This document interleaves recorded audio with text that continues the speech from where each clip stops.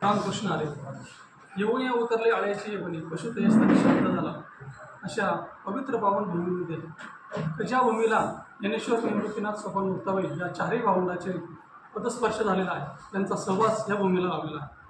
नाही म्हटलं तरी रेड्डी महाराजांची ही पशुची एकमेव समाधी आणि या समाधी श्री ज्ञानेश्वर महाराजांनी समाधी दिलेली आहे.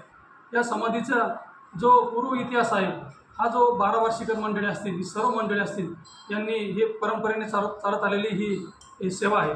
12 वार्षिकांच्या निमित्ताने नाही म्हटलं तरी अधिक मास सप्त्यामध्ये मोठं सप्त्याचं आयोजन होत असतं. सगळी पंचक्रोशीतील गावं असतील, त्याच्यामध्ये 27 गावांचा सहभाग आहे. या 27 गावांचा सहभाग होत असताना दर एकादशीला, दर वद्य एकादशीला ही मंडळी येतात. आपलं सकाळच्या पारी अभिषेक असतात, संध्याकाळच्या पारी कीर्तन, भजन, महाप्रसाद असेल आणि दुसऱ्या दिवशी उपवास सोडून ही मंडळी जात असतात.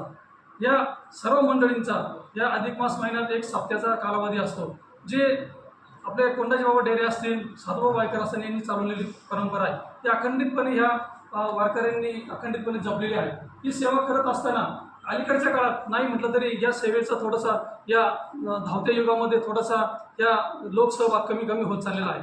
या लोकसहभाग वाढवण्यासाठी आपण या ज्ञानेश्वर देवस्थान ट्रस्टच्या वतीने या रथयात्रेचे नियोजन करत आहोत. या रथयात्रा करत असताना या सर्व मंडळींचा सहभाग वाढण्याकरता आपण ह्या रथयात्रेचं नियोजन करत आहोत आणि या रथयात्रेच्या निमित्ताने ज्ञानेश्वर देवस्थाननी या 27 गावांमध्ये जाण्याचा उपक्रम ठरवला आहे.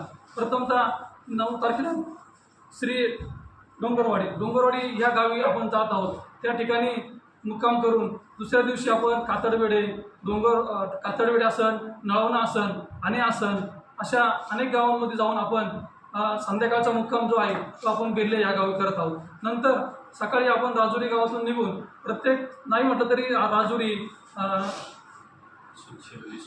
राजुरी, शिरोली, सुलतानपूर, नगदवाडी, वडगाव कांदळीला दुपारचा विसावा आहे. नंतर वडगाव, आनंद, पिंपरी पेंडार, उमरदला तिसऱ्या दिवसाचा मुक्काम. नंतर उमरदवरून सकाळी निघाल्यानंतर मुंडेवाडी आसन, भुतूर आसन, रोकडी आसन, डुंबरवाडी आसन, खामुंडी आसन, मसुंडी आसन आणि आंबी, कुरकुटवाडी, घारगाव, बोरबन आणि माळेगाव पठार या ठिकाणी आपला तिथं मुक्काम आहे.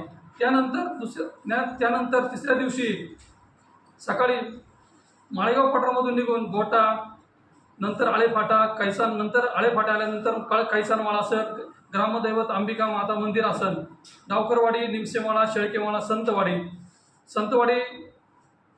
त्याचप्रमाणे दिघेमाळा, दगडखान, शिरीमाळा, कोळवाडी या ठिकाणी मुक्काम आहे. त्याच्यानंतर रविवारी सकाळी 6 वाजता कोळवाडीतून निघून दवनवाडी आसन, दक्षिण दवनवाडी आसन, भुरी रोड आसन, आनंदवाडी आसन, अडीच साऊर माळा आसन, पिंगळे माळा, त्याचप्रमाणे शिंदेमाळा,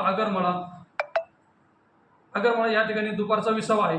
त्याचप्रमाणे आळे स्टँडवरून मार्गे ग्रामपंचायत, विश्वकर्मा मंदिर, अहिल्यादेवी मंदिर, उमाजी नाईक समाज मंदिर, शनी मंदिर, त्याचप्रमाणे राम मंदिर, बालाजी मंदिर आणि काळाई मंदिर, मारुती मंदिर आळे या ठिकाणी 14 तारखेला रविवारी संध्याकाळी मुक्काम आहे.